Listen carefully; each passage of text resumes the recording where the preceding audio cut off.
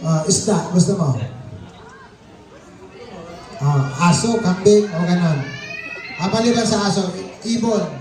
Kambing, go.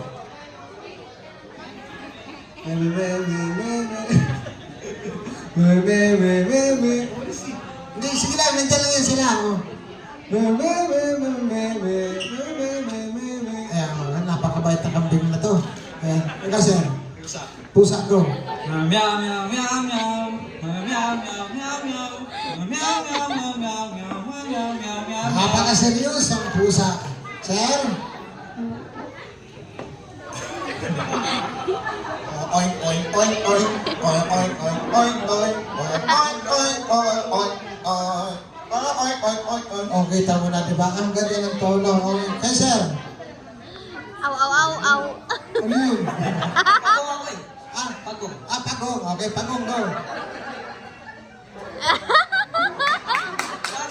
Ang talino ko. Ang taba ng utak ko. Ay, ikaw na. Okay, baka, go.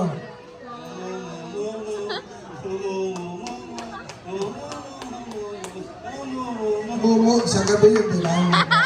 Sir, kayo po. Palaka ko. Kwak, kwak, kwak. Galing. Dakyan. Kwak, kwak, kwak. Pato yun sir, diba? Pato. Kasi yung palaka, kokak. Kokak, kokak. Ayan, so thank you. Palagpakan natin sila. Meron ng ginto. 36 karat. Yan, dalawa yan ha. Ginto.